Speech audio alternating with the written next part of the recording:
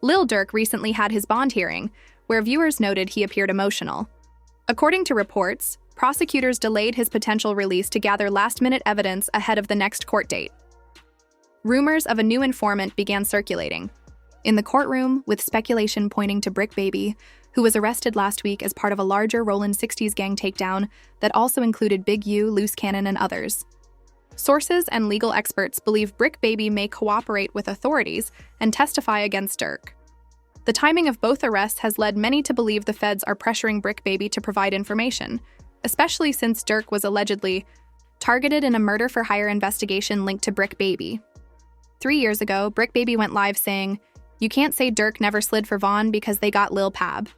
After Durk's recent arrest, Brick Baby revisited that old interview on livestream, further fueling suspicions that he may have been the one who initially brought federal attention to Durk. Was this an attempted? Why would they do that? Why? Like, you died. You can't say that. Oh, because of FBG Cash? Or who? Nah, because Lil Pab. So this is about the... Oh! What's that? But I'm just saying, they just say you can't say that no more. But did you know Brick Baby also said something even more incriminating? According to reports, the feds referenced lyrics from Durk's song Wonderful Wayne and Jackie Boy. Specifically the line, "Told me they got an Addy, they got the location, go," and tied it to a statement Brick Baby made, claiming he would have dropped Quando Rondo's location if Durk had asked. This connection further strengthens the federal case, suggesting a link between Durk's lyrics and real-life actions, with Brick Baby's statements potentially serving as key evidence. How is that? Then it's people like, you lined up somebody from your hood. Like, listen, I didn't. But at the end of the day, what's wrong with giving my friend the address? Oh, this is my boy. He lost his boy. Who did it could be around. 9 times out of 10, had he had to ask me, I probably would have been. Because if he even asked anybody, if this is even true. But 9 times out of 10, like I said, can I leak a bar? Sure. I said if he make the call right now, I'd accept it. Right. The feds currently have Brick Baby in custody and are pressing serious charges against him, with many believing they'll try to flip him into cooperating and snitching on Durk.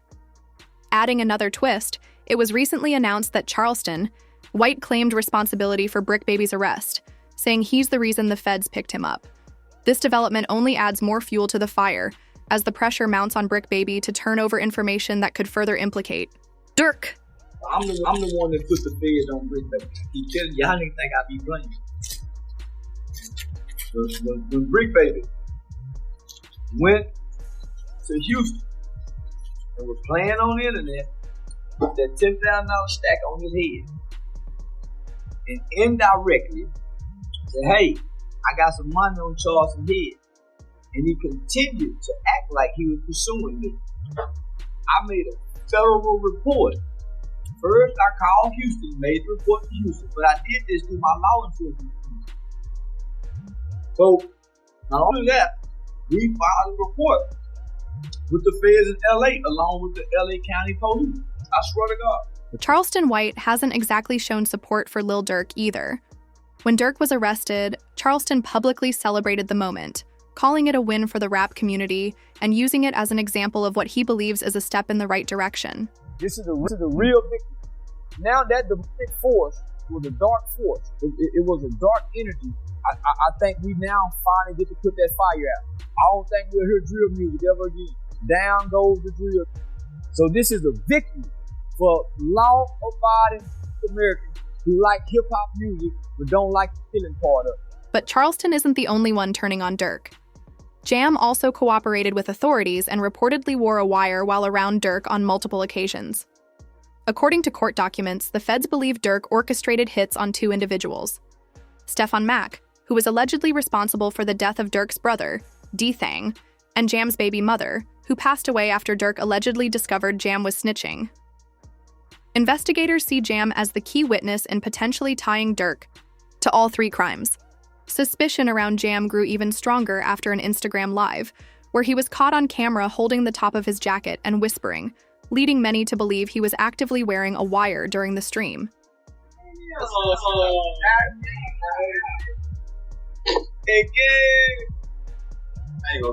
my whole same thing. I ain't gonna lie, feeling like back in the day. Oh, fuck. Oh, dang. Look like he's a Check on your man. Know what you got. Yeah. I ain't gonna lie, man. Hey, when I was growing up, I What happened to the architect? what happened to dad? School's out now. All that whooping on the net, it got your man. Jam is the same man whom Durk gifted $50,000 to during an Instagram live session. What's his name? Steady crying, huh? He steady crying. Feed him. Look. Big mama, See that? feed My him. baby. How about That's really how y'all hold y'all babies. I gotta hold my money like this. It's too much. Crazy low. I'm sitting up there doing all this. Sleep this and internet games and all this. I'm some money to do something. Like, we winning, bro. I can do it. Whatever it is I want to go out and do it. Now what I want to do what I want. Y'all can do that, bro. Bro got out what? You know that Haven't you did all? the years I did it now? Yeah. Say what it be? 12? That boy popped out 12 years. So much money. We really didn't get in order to figure out the lanes, man, boy. However, months before Jam's arrest, Durk appeared to sense that something was off. In an interview with Academics, he hinted that Jam had been acting strangely, suggesting that Durk may have known something was going on. I see shit from a mile away. I don't think people realize that. I could have a conversation with you for 5 seconds and know your work. In the interview, Durk went on to explain how he had stopped allowing even his closest friends into his house. You can hear the sadness in his voice, knowing that Jam had been snitching. Nobody is ever allowed to my house. It be my best friend never been in my house. For real? I promise. Your best friend? Promise. Like, it's people like that I just don't allow around my girl and my kids, cause it's like I'm just a different type. I'm not the. We can have family night at Durk house tonight. It's the. You say everybody at Durk's crib. Yeah, we gotta. Everybody getting watched. We gotta watch everybody. Hey, you go too. They go too close to them kids. You know what to do. Like, that's how I play. Like, I don't play. Unfortunately, Durk discovered Jam's betrayal too late. Unable to take matters into his own hands, he sent his goons after Jam. Reports stated that Jam was found by F members hiding in a house outside Atlanta. Sources claimed Jam faced severe consequences for snitching on Durk, with a photo of the house where he was staying circulating as evidence. But Jam wasn't the only one targeted. Prosecutors later revealed that Durk might have ordered multiple hits, linking him to a recently unsealed case in Chicago. In this case, Durk is allegedly connected to the passing of Stefan Mack, which is believed to have been an act of revenge for the passing of Durk's brother, Dang, on January 27, 2022. Court documents showed Durk's Instagram post dedicated to Dang, shared 30 minutes after Mack's passing, and a later Instagram live of Durk laughing the following day. You can't see other shit. What? Chicken on phone. Like, somebody always said, slap con. Somebody always said, slap con. With the feds presenting a mounting pile of evidence and accusations against Durk, many are blaming Jam for his current troubles, despite facing multiple serious charges himself. Durk's lawyers proposed a $3.3 million bond, backed by equity in his homes and cash from Sony Music, but it was swiftly denied in court. However, Durk's legal team argued that his conditions in jail were illegal and that he could be released if they could prove it.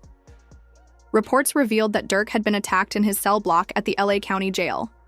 Although details about his health remain private, a transfer to another facility seems likely.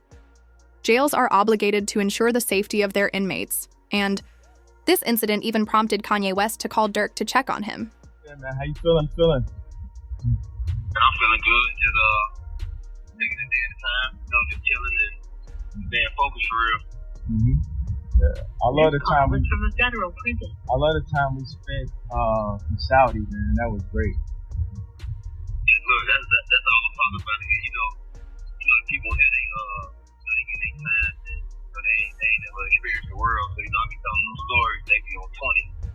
Wow. Yeah, man. I just got off the phone with Puff. I talked to him for the first time 5 minutes ago. 5 minutes ago, he called me. Yeah. Rumors quickly spread online when fans noticed something unusual. Both Rondo and Lil Tim did separate interviews but delivered the exact same message, and both were released on the same day. While some see it as a strange coincidence, many believe that Woe and Tim were behind Durk's attack in jail, and that their interviews are a cover for what really happened. In the interviews, they spoke about how they wished the beef would end, further fueling suspicions. No, like, this. I was just protecting my little brother. When you did finally find out that it was King Von, how'd you feel? I was like, damn, if Brian did that stupid shit last night, he still would have been alive. That's how I was. But I was like, I ain't know no the type person I am. Like, I'm a humble person. I ain't know no disrespect to like this mama saying like that, because I could easily get on that type of stuff and be clout chasing type. But like, I ain't on that type. I'm a humble person, but it's like they ain't never popped that shit off. That shit never happened like that. Quando Rondo expressed that he wished the situation had been handled differently, emphasizing that he would have preferred a different approach to the circumstances. Whoever on my side, they got kids and a mama that 100% know them. And at the end of the day, bro, all this bull that we talking about is stupid. That could have been handled a totally different way. It could have been handled to the point where a song and $3-4 million could have came out, or whatever. Like, they could have got handled in a legit way, in a music way. But here's where it gets even stranger. Did you know there's an entire section in Durk's case discussing how his lyrics, which seem to coincide eerily with real-life events, became a focal point? The lyrics in question, "Look on the news and see your son, you scream and no, no," could be directly linked to how Quando Rondo reacted to Lil Pab's passing. This man, a passenger in that car, frantic at the sight. But Durk's lawyers insist that it was all just a coincidence, as they argued in court. Durk's producer even pointed out that the song Wonderful Wayne, with Jackie Boy and Babyface Ray, which prosecutors claim brags about the passing, was actually recorded 7 months before the incident. They presented a document from the studio showing that the file for the song was created 6 months before Lil Pab's passing, making Durk's lyrics just an unfortunate coincidence. However, Durk's team is working hard to portray him in a positive light. They released a statement in which Durk says, "It's better to be low-key with your money. If you can't afford 10 Maybachs, don't buy one." It came with a plan to be like a feature one house. A crib, everything way that beat the beat. Ain't nothing small. I went this Saturday, we gonna play. They're broke. I see all this shit. I had one car. It's not that I can't get it. I'm not thinking back. You pay back 10 Maybach, no back. A comment from a fan even called out Durk's team for this, questioning whether they're trying to package his best motivational moments, softer side, and overall positive actions to show the judge that Durk's influence was always good. The fan made a valid point. Even DJ Academics tweeted, "We're praying for Durk. He sent me word he will have the album of the year." While the Durk case does raise concerns, a lawyer who reviewed the details of the case believes it might not be as bad as it seems. So it all depends on the hunger of the U.S. attorney and the AUSA that's involved. And if they want this individual badly enough, they'll make very attractive deals for these individuals. What does a very attractive deal look like? I think they go for the lowest hanging fruit. Whoever, didn't actually die, maybe someone that was involved that didn't actually, or someone that, but it didn't hit, they're going to have forensics. Yeah. So they'll take whoever is the least culpable, and I think that they'll approach him and make a deal with him, that'll be the most attractive. And if that guy doesn't make a deal, they'll move on to the next guy. So usually that's what happens, right? You go for the lowest hanging fruit first, the guy that you think will flip, the guy that didn't really have that much involvement. And I think what else was interesting with the indictment is it wasn't just money. They're like, oh, it could have been money or it could have been career advancement. With the lawyer's announcement, I'm hesitant to say they have a slam dunk case against Durk Banks. It seems they still have a long way to go in proving the conspiracy against him.